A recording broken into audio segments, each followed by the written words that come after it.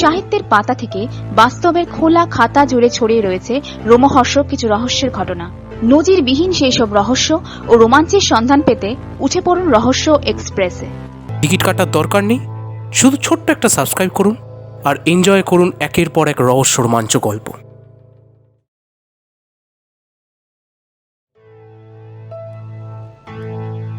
রহস্য এক্সপ্রেসে আপনাদের সকলকে স্বাগত। হেমেন্দ্র কুমার রায় বাংলা সাহিত্যের একটি বিখ্যাত নাম, মূলত তার লেখা ভৌতিক, গোয়েন্দা ও অ্যাডভেঞ্চার গল্পের জন্য। তার রচিত বিমল কুমার এবং জয়ন্ত মানিকের জুটি জনপ্রিয়তার বিচারে অগ্রগণ্য, আর আমরা আশা করি তা আধুনিক পাঠকদেরও মনোরঞ্জন করবে। আজ রহস্য এক্সপ্রেসে হেমেন্দ্র কুমার রায়ের সেই বিখ্যাত জুটি জয়ন্ত মানিকের একটি টান টান গোয়েন্দা গল্প শনি মঙ্গলের রহস্য। গল্প পাঠে আমি সুফল, বিভিন্ন চরিত্রে সৌম্যদীপ এবং সুফল, বিশেষ সহযোগিতায় এক্সেলার বুকস প্রকাশনী।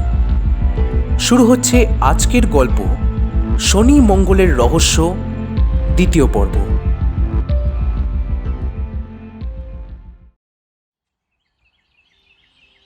মহেন্দ্রবাবুর ইচ্ছা ছিল সুন্দরবাবুরা তাঁরই আতিথ্য স্বীকার করেন। সুন্দরবাবু হয়তো তাতে খুশিই হতেন, কারণ সকালের জলযোগের আয়োজনটা দেখেই তিনি বুঝেছিলেন যে ওখানে থাকলে ডান হাতের কাজটা খুব ভালো করেই পালিত হওয়ার সম্ভাবনা। কিন্তু ইচ্ছা সত্ত্বেও তিনি মহেন্দ্রবাবুর প্রস্তাবে রাজি হতে পারলেন না, কারণ থানার লোকেরা ইতিমধ্যেই তার জন্যে বাসার ব্যবস্থা করে রেখেছিল। তাদের এই নতুন বাড়িখানির অবস্থান হচ্ছে গ্রামের অপর প্রান্তে, বড় রাস্তার উপরে। বাড়িখানি সরকারি, কোনো রাজকর্মচারী এ অঞ্চল পরিদর্শন করতে এলে ওইখানেই তারা অস্থায়ী বাসা বাঁধতেন। দোতলা বাড়ি, মোটামুটি সব ঘরই সংসারের পক্ষে দরকারি আসবাবপত্র দিয়ে সাজানো। বাড়ির উপরের ঘরে বসলে গ্রামের ভিতরে এবং বাইরে অনেক দূর পর্যন্ত দৃষ্টি চালনা করা যায়, এমনকি কালী মন্দিরের অরণ্য পর্যন্ত চোখের আড়ালে থাকে না। রতনপুরে তাদের একদিন কাটল। কালী মন্দির থেকে ফিরে এসে দ্বিতীয় দিনের সন্ধ্যা পর্যন্ত জয়ন্ত এখানকার মামলা নিয়ে কারুর সঙ্গে কোনো আলোচনা করেনি। সে চুপচাপ বসে বা শুয়ে আছে বটে, কিন্তু মনে মনে সর্বদাই যে শনি মঙ্গলের রহস্য নিয়ে নাড়াচাড়া করছে তার মুখ দেখে মানিক এটুকু বেশ বুঝতে পারলে। সে জানত জয়ন্ত যখন চিন্তা করে তখন বাক্য উচ্চারণ করে না, তাই মামলা নিয়ে জয়ন্তের কাছে সেও কোনো কথা তোলেনি। কিন্তু সুন্দরবাবু এক মিনিটও নিশ্চিন্ত হয়ে বসে নেই। তিনি বারবার থানায় বা মহেন্দ্রবাবুর বা গ্রামের অন্যান্য লোকের বাড়িতে ছুটোছুটি করছেন। নানা লোকের মুখ থেকে হত্যা রহস্য সম্পর্কিত নানা কথা সংগ্রহ করে নিজের ডায়েরির পাতার পর পাতা ভরিয়ে ফেলছেন, এবং মাঝে মাঝে উত্তেজিতভাবে জয়ন্তের কাছে ছুটে এসে হাঁপাতে হাঁপাতে বলছেন,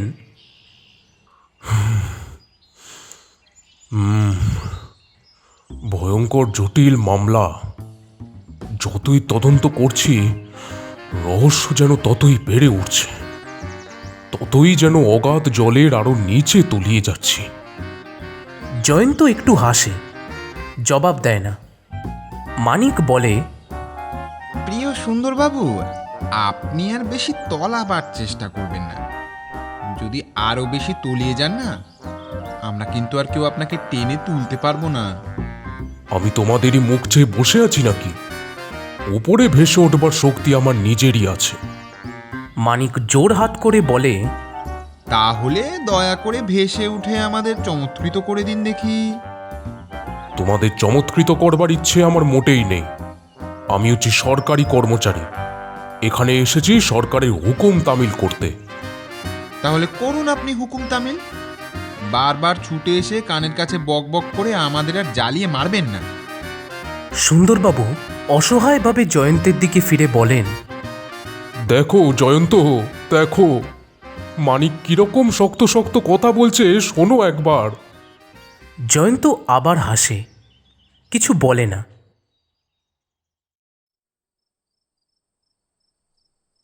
দ্বিতীয় দিনের সন্ধ্যায় মহেন্দ্রবাবুর বাড়িতে তাদের সকলের নিমন্ত্রণ ছিল। সন্ধ্যার সময় ইউনিফর্ম ছেড়ে সুন্দরবাবু নিমন্ত্রণ রাখবার জন্যে শৌখিন সাজ পোশাক পরবার চেষ্টা করছেন, এমন সময় জয়ন্ত ডাক দিলে, সুন্দরবাবু। সুন্দরবাবু চমকে দাঁড়িয়ে বলে উঠলেন, বলো ভায়া। সুন্দরবাবু, আজ আমাদের নিমন্ত্রণে যাওয়া হবে না। সে কি কথা? কেন?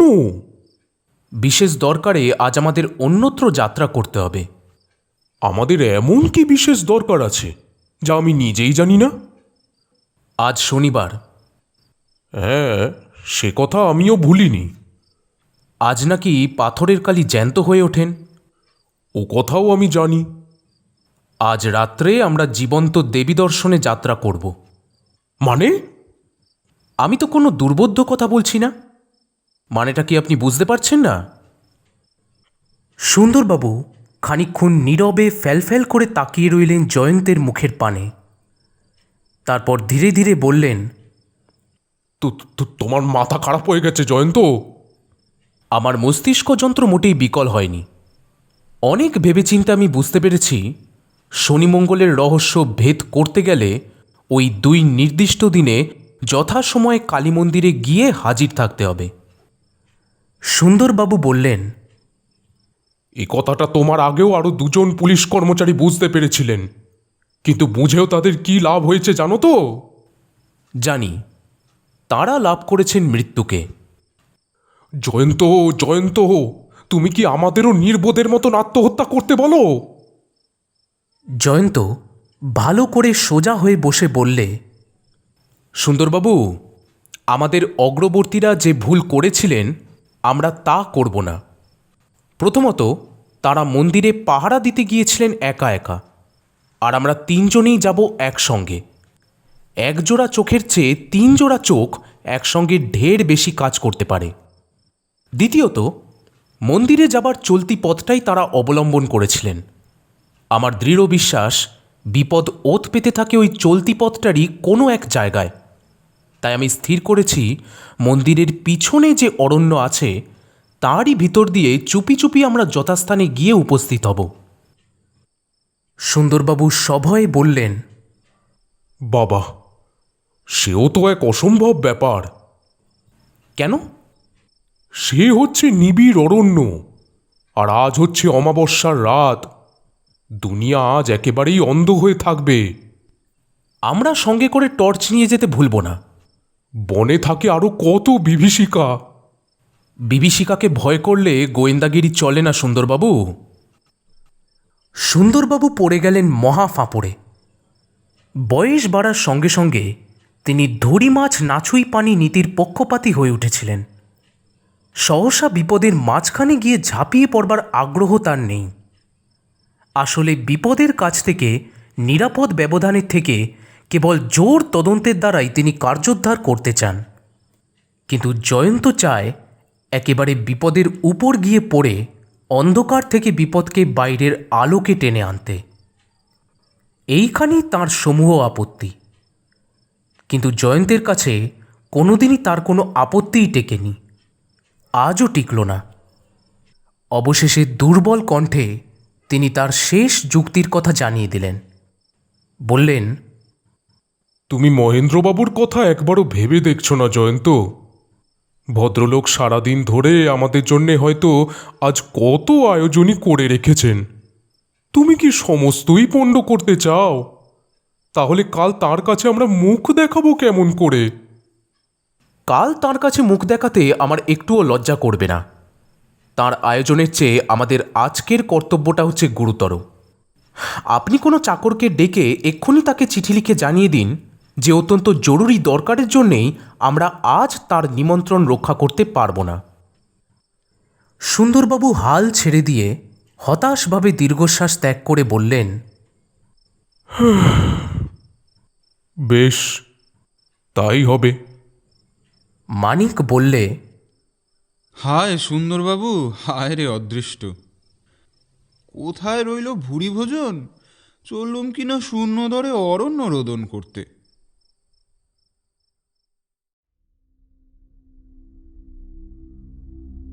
চিরদিন যেমন আসে তেমনিভাবে আজও এলো অমাবস্যার কালো রাত্রি পৃথিবীর বুকে কালো চাদর জড়িয়ে। রাত 12টার ঢের আগেই ঘুমিয়ে পড়ল রতনপুর গ্রাম। তার পথে এবং গৃহে পথিক এবং গৃহস্থের কোনো সাড়াই আর জেগে নেই। সম্প্রতি বিশেষ করে শনি মঙ্গলবারেই রাত নামার সঙ্গে সঙ্গে রতনপুরের চারিদিকে সঞ্চারিত হয়ে যায় কেমন একটা অপার্থিব থমথমে ভাব। সকলেই যেন প্রস্তুত হয়ে থাকে নতুন কোনো মারাত্মক দুর্ঘটনার জন্যে। গ্রামান্তরের লোকেরা সন্ধ্যাদ্বীপের শিখা জ্বলবার আগেই তাড়াতাড়ি গ্রাম থেকে বেরিয়ে পড়ে মাঠের উপর দিয়ে হনহন করে এগিয়ে চলে এবং চলতে চলতে মাঝে মাঝে চমকে দৃষ্টিপাত করে যায় কুখ্যাত কালী মন্দিরের অভিশপ্ত অরণ্যের দিকে। যদিও মন্দিরের বিপদ কোনোদিন গ্রামের মধ্যে আবির্ভূত হয়নি, তবুও দোকানিরা সন্ধ্যার খানিক পরেই দোকানে ঝাঁপ ফেলে দিয়ে সেদিনের মতো ছুটি নিয়ে সরে পড়ে। পঞ্চানন তলায় প্রতিদিন বসত পরচর্চার এবং তাস দাবা পাশার মস্ত আসর। অনেক রাত পর্যন্ত সেখানে চলত খেলাধুলো, গল্পগুজব এবং হইচই। কিন্তু আজকাল রাত 9টার সময় দেখা যায় আসরের ভিতরে আর কোনো জনপ্রাণী নেই। রাত জাগে কেবল গ্রামের ভিতরের কুকুরগুলো এবং গ্রামের বাইরে শিয়ালের দল। তারা মানুষের ভাষা বোঝে না, শনিমঙ্গলের গল্প তাই তারা জানতে পারেনি এবং তাই থেকে থেকে তারা বিদীর্ণ করে দেয় রাত্রি স্তব্ধতাকে। আর শূন্যে জেগে থাকে বাদুড় আর পেঁচার দল। মানুষ যাদের জানে নিশাচর বিভীষিকার বন্ধু বলে, কিন্তু রতনপুরের বাসিন্দারা জানে না গ্রামের বাইরে আজ এখানে রাত জাগছে 3টে অপরিচিত মনুষ্য মূর্তি।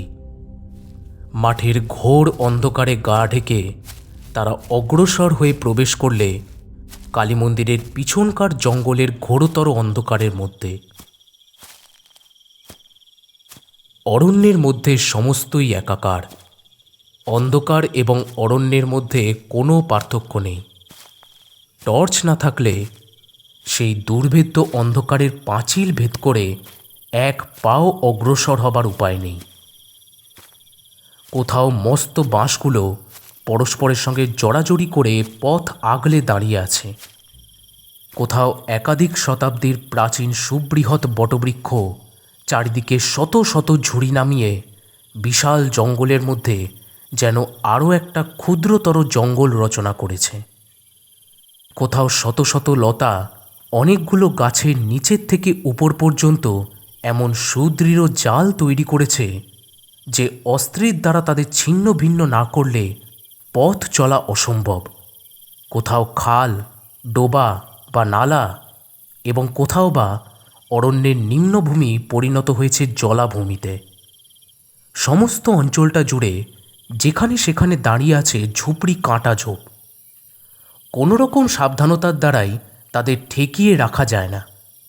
হিংস্র জন্তুর মতো তারা ওঁত পেতে বসে আছে, মানুষকে দংশন করে রক্তাক্ত করে দেবেই।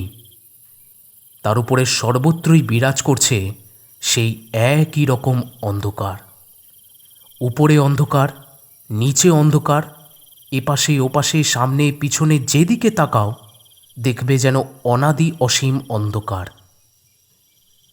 মিনিট 4-5 যেতে না যেতেই সুন্দরবাবু ধপাস করে মাটির উপরে বসে পড়ে বললেন, ভগবান আমাকে রক্ষা করুন, আমি আর এগোতে পারবো না।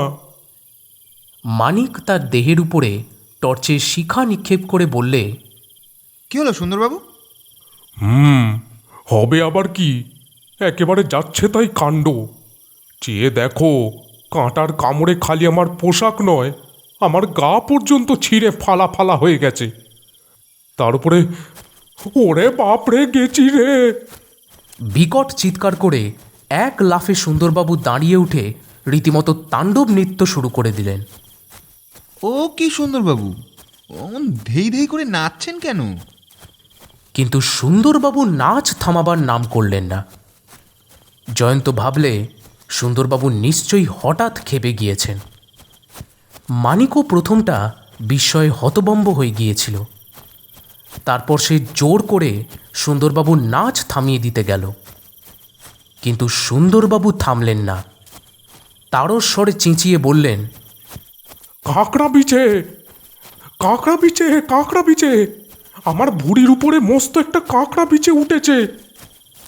কাঁকড়া বিছে উঠছে তো অত নাচছেন কেন? আমি নাচছি না মূর্খ, আমি লাফাচ্ছি। লাফিয়ে ঝাঁকুনি মেরে বিছেটাকে ফেলে দেওয়ার চেষ্টা করছি। মানিক আবার সুন্দরবাবুর দেহের উপরে টর্চের আলো ফেলে বললে, ও তাণ্ডব নৃত্যে পৃথিবীর মাটি টলে যায়। কাঁকড়া বিছে কি আর আপনার দেহের উপর থাকতে পারে? ইচ্ছার বিরুদ্ধেও নাচানাচি বন্ধ করে নিচের পোশাক ঝাড়তে ঝাড়তে সুন্দরবাবু বললেন, দেখছো তো জয়ন্ত, কেন যে আমি রাতে এই জঙ্গলে আসতে মানা করেছিলুম, এখন বুঝতে পারছো তো? জয়ন্ত বিরক্ত কণ্ঠে বললে, আমি একটা বিষয় বুঝতে পারছি। আজ রাতে আমরা চুপি চুপি মন্দিরে যাব ভেবেছিলুম, কিন্তু আপনি এমন ভীষণ চিৎকার করছেন যে 1 মাইলের ভিতর সমস্ত প্রাণীর ঘুম বোধহয় ভেঙে গেছে। কি করব বলো ভায়া? বুনো কাঁকড়া বিছে কামড়ালে আমি কি আর বাঁচতুম? চেঁচাতে হয়েছে নিতান্তই প্রাণের দায়ে। এখন আমাদের সঙ্গে আসবেন, নাকি এখানে দাঁড়িয়ে দাঁড়িয়ে বক্তৃতা দেবেন? চলো ভাই চলো, পড়েছি মোগলের হাতে, খানা খেতে হবে সাথে। চলো ভাই চলো।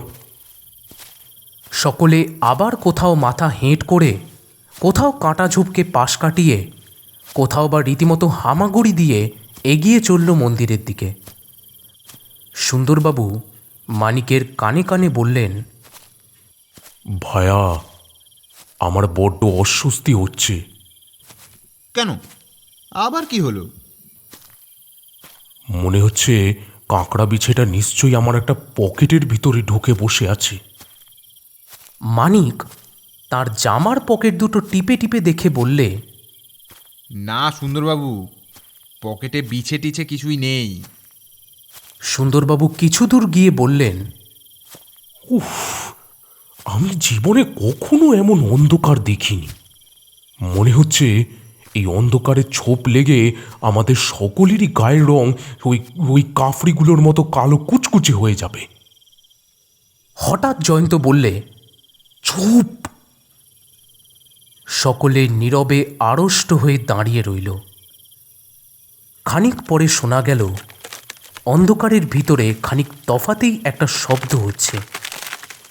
তারপর গাছের ডালপালা নাড়া দিতে দিতে শব্দটা ক্রমেই দূরে চলে যেতে লাগলো।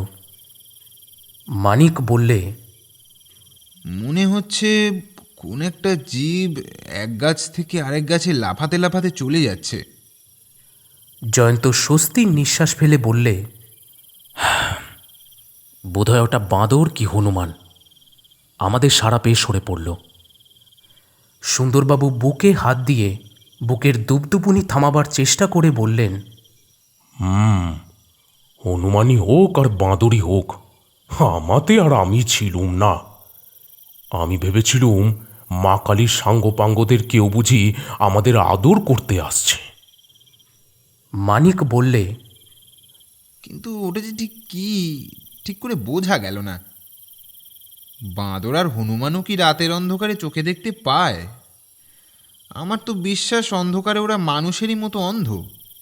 এই বলেই সে নিজের হাতের জোরালো টর্চের আলো বনের উপর দিকে নিক্ষেপ করলে। বেশ খানিকটা তফাতে দেখা গেল একটা খুব বড় গাছের ডালপালায় জেগে আছে সন্দেহজনক চাঞ্চল্য, কিন্তু কোনো জীবের অস্তিত্ব কারোর নজরে পড়ল না। সুন্দরবাবু বললেন, কারুর কোনো চর কি গাছের উপরে বসে বনের ভিতরে পাহারা দিচ্ছিল? আমাদের সাড়া পেয়ে সে কি এখন যথাস্থানে খবর দিতে গিয়েছে? জয়ন্ত বললে, এখন আর ওসব আলোচনা করে কোনো লাভ নেই। কেউ যদি আমাদের সত্যি সত্যি দেখতে পেয়ে থাকে তাহলে আর উপায় কি? সুন্দরবাবু বললেন, উপায় আছে বই কি। আমাদের এখন উচিত মানে মানে এখান থেকে সরে পড়া, নইলে শেষটা আমাদেরও ওই বিষাক্ত সূঁচের খোঁচা খেয়ে পটল তুলতে হবে। তিনি ভয়ে ভয়ে অন্ধকারের চারিদিকে তাকাতে লাগলেন। তার দৃঢ় বিশ্বাস হল জঙ্গলের চারিদিকেই তাদের ঘিরে দাঁড়িয়ে আছে কতগুলো অমানুষিক ছায়াচর। যে কোনো মুহূর্তে তাদের আক্রমণ করবার জন্যে তারা রীতিমতো প্রস্তুত হয়ে আছে। অরণ্যের দিকে দিকে জ্বলছে, নিভছে, উপরে উঠছে এবং নিচে নামছে অসংখ্য জোনাকি। সুন্দরবাবুর মনে হল ওরাও বিশ্বাসযোগ্য জীব নয়। ওরাও যেন অন্ধকারে আলো জেলে কোনো ভয়ঙ্করের সামনে তাদের তিনজনকে দেখিয়ে এবং ধরিয়ে দেবার চেষ্টা করছে।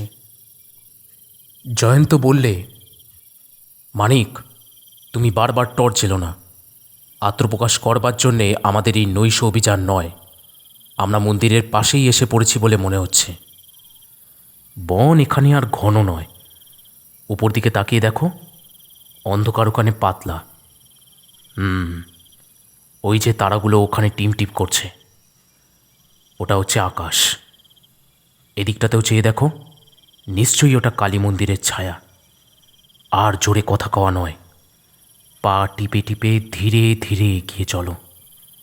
চোখ কান সজাগ রাখো আর হাতে রিভলভার নাও। পায়ের তলাকার জমি এমন এবড়ো খেবড়ো যে পদে পদে হোঁচট খেয়ে পপাত ধরণীতলে হবার উপক্রম।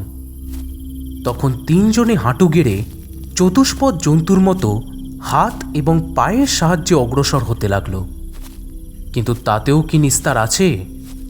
সুন্দরবাবুর হাতে পটাশ করে বিঁধে গেল কাঁটার মতন কি।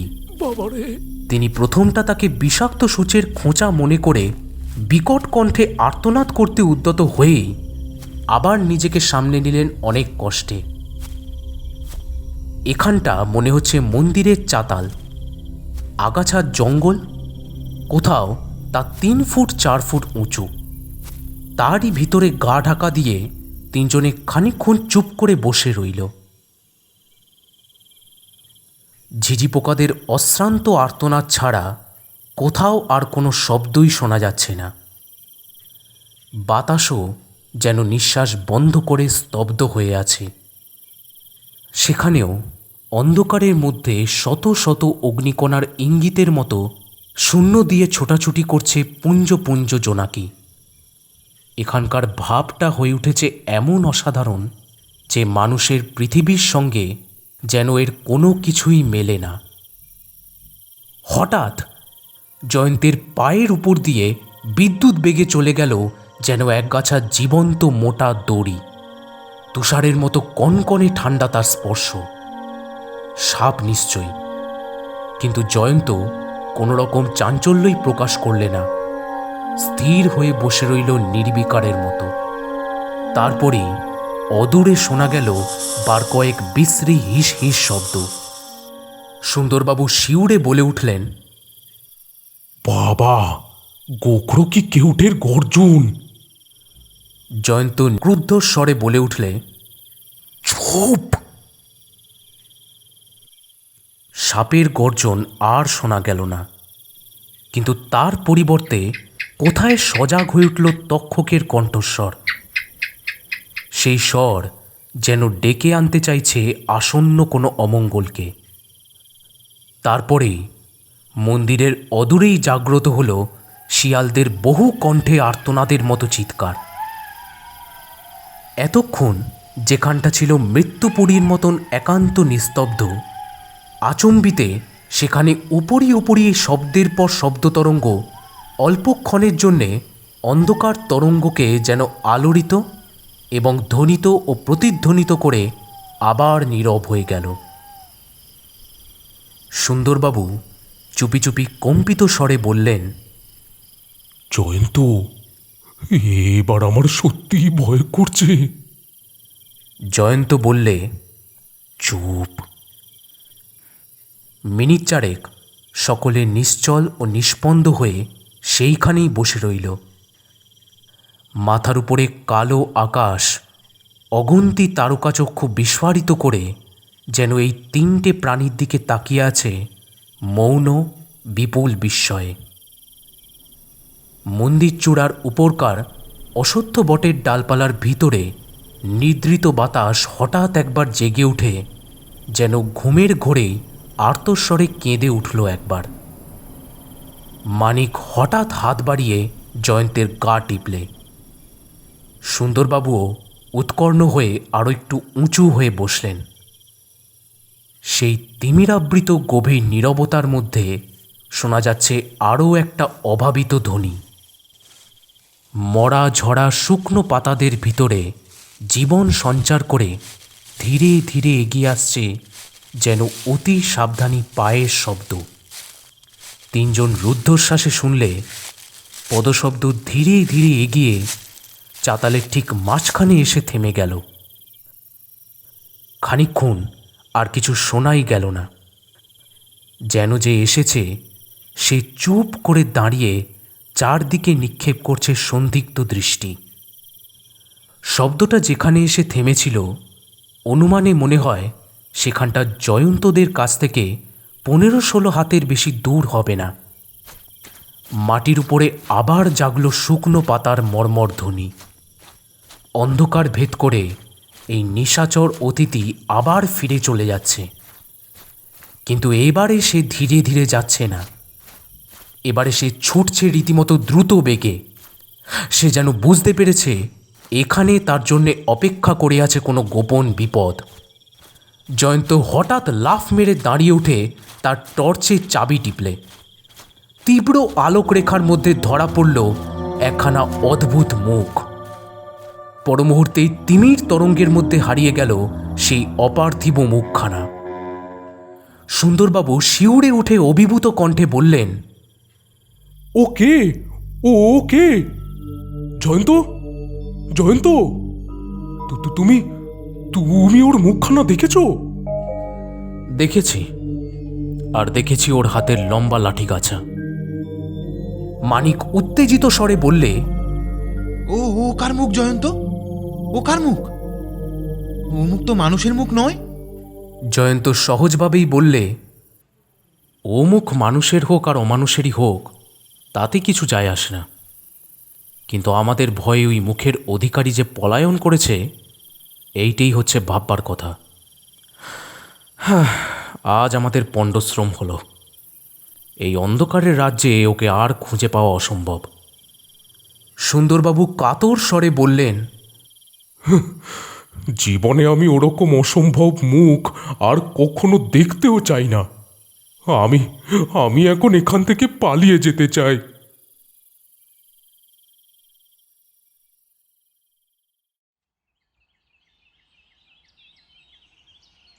পরদিনের সকাল। জানলা পথে সূর্যের আলো ঘরের ভিতরে এসে মানিকের চোখের পাতার উপরে পড়তেই তার ঘুম ভেঙে গেল। উঠে বসে ঘরের ওপাশের বিছানার দিকে তাকিয়ে সে দেখলে জয়ন্ত এরই মধ্যে শয্যা ত্যাগ করে কোথায় বেরিয়ে গিয়েছে। সুন্দরবাবুর ঘরে জয়ন্তকে পাওয়া যাবে ভেবে সেও শয্যা ত্যাগ করে বেরিয়ে সুন্দরবাবুর ঘরের সামনে গিয়ে ডাকলে, সুন্দরবাবু, ও সুন্দরবাবু, বলি দাদা এখনো ঘুমোচ্ছেন নাকি?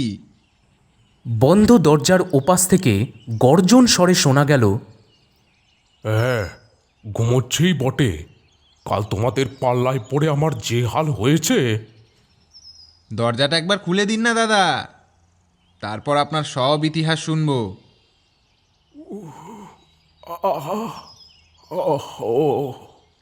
প্রভৃতি আর্তধ্বনি উচ্চারণ করতে করতে দরজার খিলটা খুলে দিলেন সুন্দরবাবু। মানিক দেখলে সত্যি সত্যি তার অবস্থা দস্তুর মতো শোচনীয়। তার মুখ, হাত, পা এবং দেহের যেখানেই চোখ বুলানো যায় সেইখানেই নজর পড়ে ছোট বড় মলমের পটির পর পটি। মানিক বললে, এ কি ব্যাপার সুন্দরবাবু? আবার করা হচ্ছে? ব্যাপার কি তা বুঝতে পারছো না বুঝি? জঙ্গলে যত কাঁটা ছিল সব এসে বাসা বেঁধেছে আমার দেহে। কাল কি আর ঘুমিয়েছি? যেটুকু রাত বাকি ছিল কেটে গেছে এই পট্টি লাগাতে লাগাতে। মানিক বললে, আমার দেহ অবশ্য অক্ষত নেই, কিন্তু আপনার মতো দুরবস্থা আমার হয়নি। আপনার দেহখানি শতছিদ্র হয়ে গেছে যে। সুন্দরবাবু গজগজ করতে করতে যেন আপন মনেই বললেন, বন বেড়ালেরা বনে বেড়ালেও কাঁটা কাজ তাদের কিছুই করতে পারে না। আমি হচ্ছি শহুরের সভ্য মানুষ। আধার রাতে বনে বনে দাপাদাপি করে বেড়ানো আমার কি পোষায়? কিন্তু জয়ন্ত কোথায় বলুন দেখি? কেন, সে কি ও ঘরে নেই? না। ভারী আশ্চর্য তো, এত ভোরে উঠে এসে কোথায় যেতে পারে? আরে আমিও তো তাই ভাবছি। সে আবার ওই সর্বনেশে মন্দিরে যায়নি তো? যেতেও পারে, তার কথা অবশ্য কিছুই বলা যায় না। সুন্দরবাবু সভয়ে বললেন, বাপ রে, রাতের বেলায় আমি আর কখনো অমুখ হচ্ছি না। কেন বলুন দেখি? আবার জিজ্ঞাসা করছো কেন? কখনো না। চাকরি যদি যায় তাও ভালো, তবু আমি আর কখনো সেখানে যাবার নাম মুখেও আনবো না। তুচ্ছ কাঁটা ঝোপের জন্য এত ভয়? কাঁটা ঝোপের জন্যে নয় হে, কাঁটা ঝোপের জন্যে নয়, তবে? ভূতের ভয়ে। ভূত? হ্যাঁ, ভূত ছাড়া আর কি বলতে পারি? টর্চের আলোতে এক মুহূর্তের জন্যে যে মুখখানা আমরা দেখেছিলুম, তার কথা মনে আছে? তুমিও দেখেছো তো? তা দেখেছি বই কি। সেখানা কি মানুষের মুখ? মানিক চুপ করে রইল। চুপ করে রইলে কেন? বলো না, সেখানা কি মানুষের মুখ? মানিক একটু ইতস্তত করে বললে, হ্যাঁ সুন্দরবাবু, মুখখানা একটু অমানুষিকই বটে, তবে এর বেশি আমি আর কিছু বলতে পারি না। তোমরা মচকাবে কিন্তু ভাঙবে না, এই তো তোমাদের দোষ। সুন্দরবাবু, চিরকালই শুনে আসছি ভূত দেখলে মানুষ পালিয়ে যাবার চেষ্টা করে, কিন্তু মানুষ দেখে যে ভূত পালিয়ে যায় এমন কথা কখনো শুনেছেন কি? সুন্দরবাবু খানিকক্ষণ স্তব্ধ থেকে বললেন, মানিক, তোমার এই যুক্তিটা আমারও মনে লাগছে বটে, কিন্তু এটাও তো হতে পারে সে আমাদের দেখে পালিয়ে যায়নি। তবে কাকে দেখে পালিয়ে গেছে? আলো দেখে। যারা ভূত নামায়, টেবিল চালায়, তাদের মুখে শুনেছি ভূতেরা আলো সহ্য করতে পারে না। তারপর এই বুনো ভূতটা আবার যে সে আলো দেখেনি, তার চোখ ঝলসে গেছে টর্চের তীব্র আলোর ধাক্কায়। জয়ন্ত ছোকরা টর্চ জেলে বড়ই বুদ্ধিমানের কাজ করেছে। সে টর্চটা না জ্বাললে ভূত বেটা সেই ঘুটঘুটে অন্ধকারে জো পেয়ে বোধহয় আমাদের সকলকেই বধ করত। মানিক হেসে বললে, তাহলে আপনি বনে যেতে আর ভয় করছেন কেন? ও বাবা, ভয় করব না? কেন ভয় করব না শুনি? ভূত তাড়াবার তো খুব সুন্দর উপায় আপনি বের করে ফেলেছেন। ভূত দেখলেই আলো জ্বালবেন। সুন্দরবাবু গম্ভীর হয়ে বললেন, ব্যাপারটা অত সহজ নয় মানিক। ভূত প্রেত নিয়ে খেলা করতে আমি রাজি নই। ওই ভূতুরের মামলার ভার আমি ছেড়ে দেব বলে মনে করেছি। মানিক বললে, কিন্তু আমার ইচ্ছা কি জানেন? এই বিচিত্র রহস্যের ভিতরে আরও ভালো করে প্রবেশ করার জন্য আমার মনে বিষম আগ্রহ জেগে উঠেছে। কে করছে এই খুনের পর খুন? প্রতি শনি মঙ্গলবারের রাতে কে ওই মন্দিরের আনাচে কানাচে ওই বনের সাপ আর বাঘের সঙ্গে হিংস্র রক্তলোভী জন্তুর মতো পাহারা দিয়ে বেড়ায়? কেন সে বিনা কারণে নরহত্যা করে? এই সব হত্যার ভিতরে কোনো উদ্দেশ্য খুঁজে পাচ্ছি না বলেই তো আমি হতাশ হয়ে পড়েছি। আর সেই জন্যেই তো মনে হচ্ছে ওই সব হয় ভুতুরে কাণ্ড, নয় দৈবী লীলা।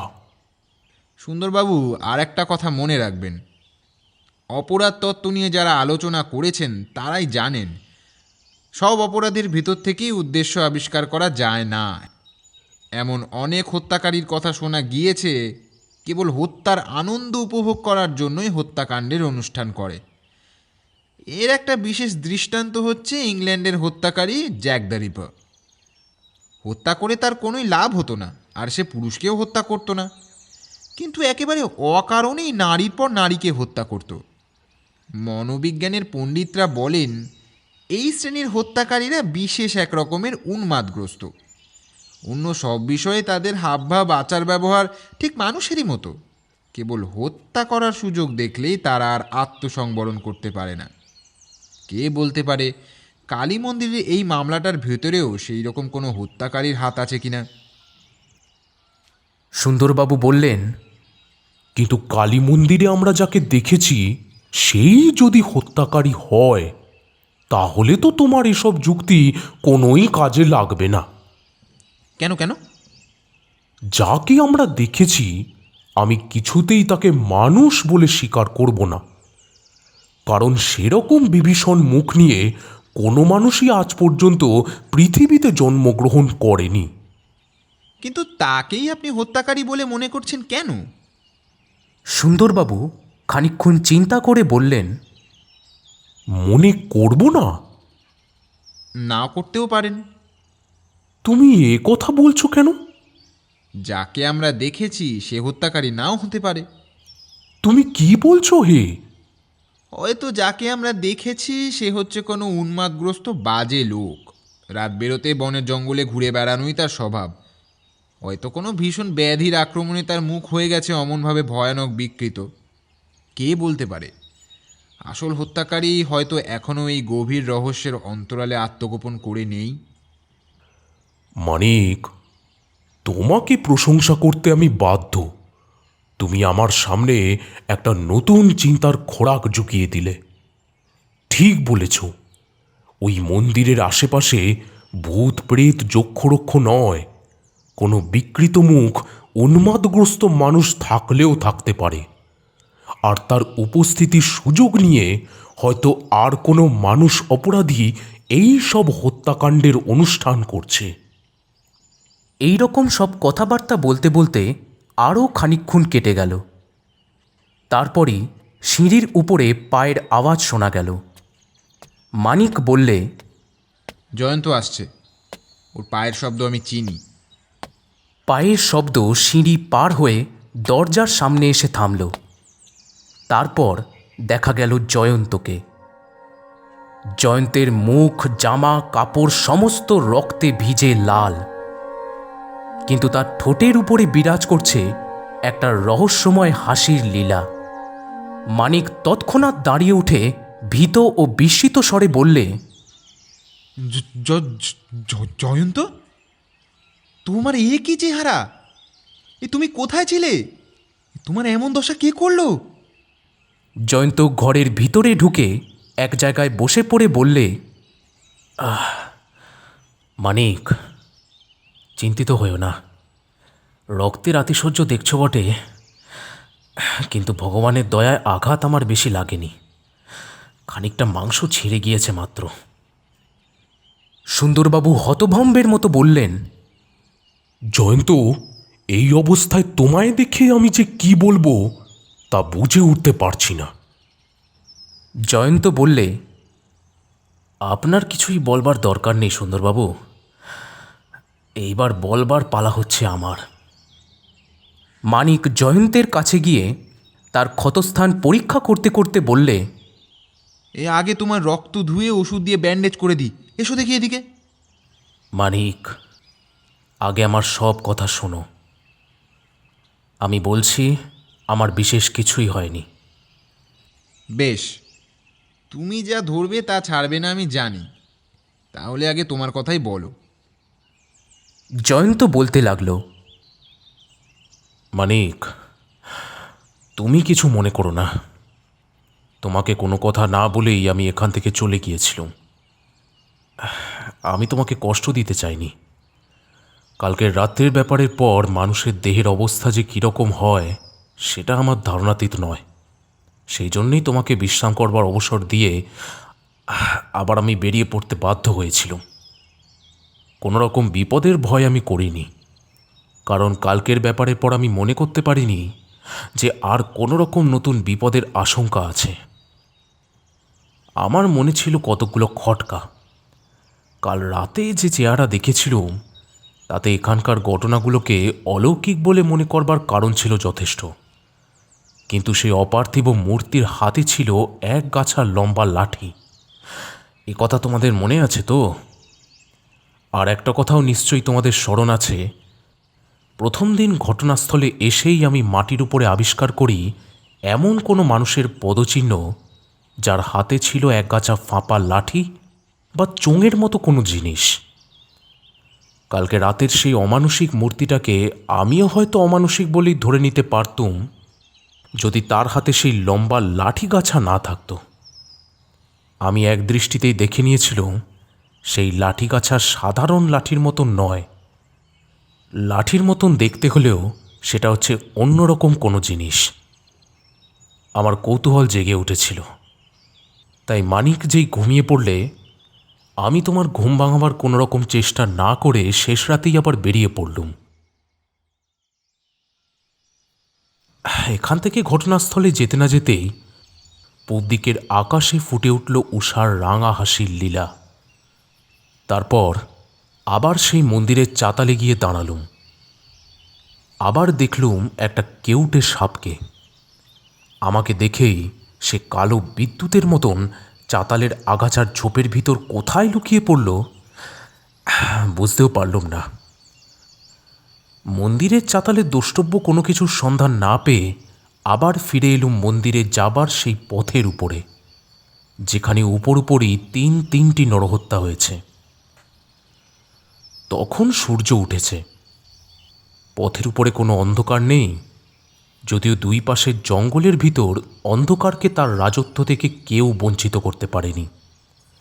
দুপুরবেলাতেও সেই বনের ভিতরে যেন সূর্যের প্রবেশ নিষেধ। যেখানে পদচিহ্ন দেখেছিলাম আবার সেইখানে গিয়ে দাঁড়ালুম। সূর্যের আলো পায়নি বলে সেখানকার মাটি এখনো কাঁচা অবস্থাতেই আছে।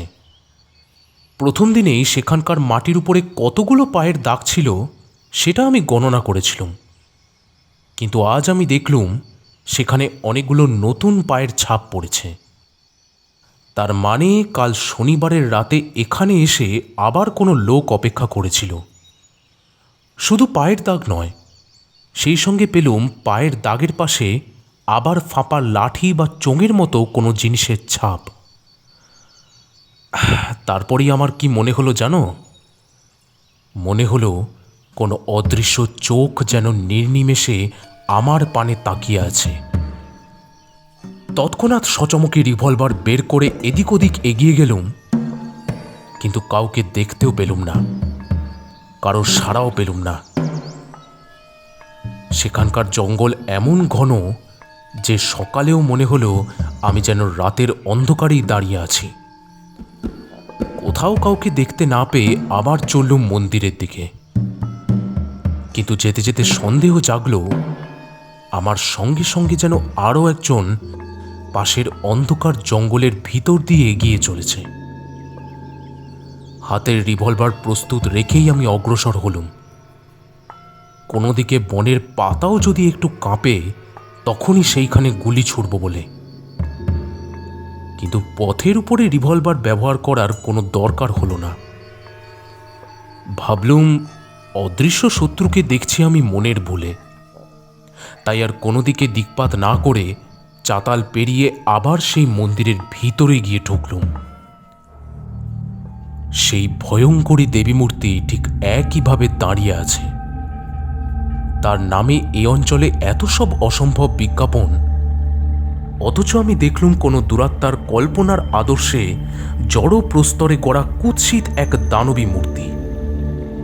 আমি হিন্দু, আমি কিছুতেই মনে করতে পারি না যে যাকে আমরা মা বলে ভালোবাসি, ভক্তি করি, তার মূর্তি হতে পারে এত হিংস্র, এত নিষ্ঠুর। দাঁড়িয়ে ভাবছি, হঠাৎ মন্দিরের তলায় ঝুলন্ত বাদুরগুলো বিষম চঞ্চল হয়ে উঠল। তাদের ডানার ঝটপটানির শব্দে মন্দিরের ভিতরটা পরিপূর্ণ হয়ে গেল। মনে হলো যেন তারা কোনো আসন্ন বিপদের আশঙ্কায় ব্যস্ত হয়ে উঠেছে। উপর দিকে মুখ তুলে অবাক হয়ে তাকিয়ে আছি। আচম্বিতে মনে হলো মন্দিরের ছাদটার একটা জায়গা কেমন দুলে দুলে উঠল। পর মুহূর্তে দেখলুম ছাদের একটা অংশ সশব্দে ভেঙে পড়ছে। তাড়াতাড়ি একদিকে সরে গেলুম, কিন্তু পারলুম না নিজেকে সম্পূর্ণরূপে রক্ষা করতে। মাথার উপরকার ছাদ নিচে নেমে আমার মুখের খানিকটা মাংস আঁচড়ে বার করে নিয়ে গিয়ে সশব্দে মাটির উপরে এসে পড়ল। কিন্তু সেই অবস্থাতেই আমি দেখে নিয়েছি যে তোমাদের ওই ডাকাতে কালীর মূর্তি বোধহয় ছাদের চাপে চূর্ণ বিচূর্ণ হয়ে গিয়েছে। মনে হলো সমস্ত মন্দিরটা এখনই ধসে পড়বে। বিদ্যুৎ বেগে বাইরে সেই চাতালে এসে দাঁড়ালুম। তারপর লক্ষ্য করলুম মন্দিরের ছাদের খানিকটা অংশই ভেঙে পড়ছে। যখন ভাবছি এর কারণ কি, তখন হঠাৎ শুনলুম মন্দিরের পিছনকার অরণ্যে একটা সন্দেহজনক শব্দ, যেন কে তাড়াতাড়ি ছুটে গভীরতর অরণ্যের দিকে চলে যাচ্ছে। আমি তখন মরিয়া হয়ে উঠেছি, নিজের রক্তের আস্বাদ পেয়েছি। বুঝতে পারছি আমার মাথার উপর থেকে ঝরঝর করে রক্ত ঝরছে। তখনও আমার ক্ষতস্থান পরীক্ষা করিনি। ভাবলুম হয়তো আমি আর বাঁচব না, কিন্তু দেখে নেব কে এখান থেকে ছুটে ওদিকে চলে যাচ্ছে। তড়িৎ বেগে এই কথাটাও মনে হলো, ওখান দিয়ে যে ছুটে চলে যাচ্ছে আমার মাথার উপরে ছাদ ভেঙে পড়বার কারণ হচ্ছে সেই। ঝোপঝাপের চাঞ্চল্য লক্ষ্য করে আমিও তীরের মতন সেই দিকে ছুটে চললুম, এবং যেতে যেতেই আমার সেই অটোমেটিক রিভলভার থেকে গুলি বৃষ্টি করতে লাগলুম ঘন ঘন।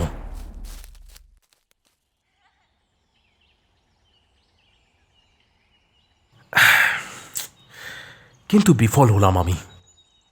যাকে ধরবার বা মারবার চেষ্টা করছিলুম তাকে পারলুম না ধরতে বা মারতে। তারপর আর কোনো কথাই বলবার নেই। হতাশভাবে আবার এখানে ফিরে আসতে বাধ্য হয়েছি।